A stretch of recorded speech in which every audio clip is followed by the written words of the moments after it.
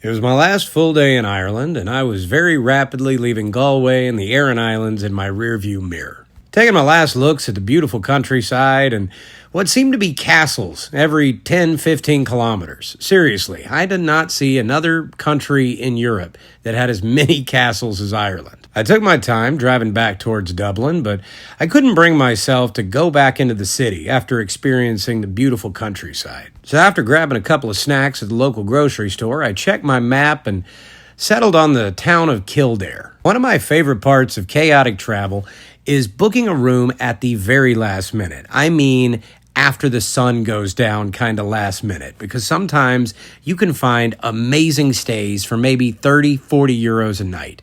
And this was the case with the Hotel Lawlers of Naas in Kildare, Ireland. I knew nothing about the place other than it was close enough to Dublin that I could very easily catch my early morning flight the next day. And when I showed up, it was very, very apparent that this was going to be the swankiest place I was going to stay in my entire trip through Europe. Not only was the lobby immaculate, but upstairs, somehow the owner had actually transported a famous TV courtroom and turned it into a conference center. By the time I reached my room, I was blown away.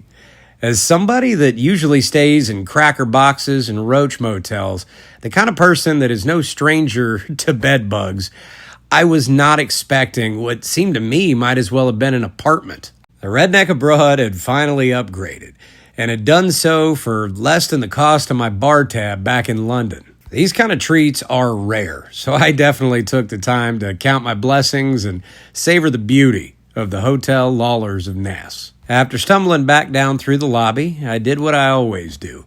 I found the closest chip shop, ordered myself a nice 12-euro dinner, and proceeded to locate the nearest dive pub. It was exactly my kind of spot. Place with 3-euro pints and million-dollar conversations. Managed to make a few more friends, do a little bit of international exchange, swap a few jokes, and headed back to my room to relax. I reflected on my time spent in Ireland. The natural beauty, the friendly locals, the great stories I made. It was an experience that I would not be able to trade for anything.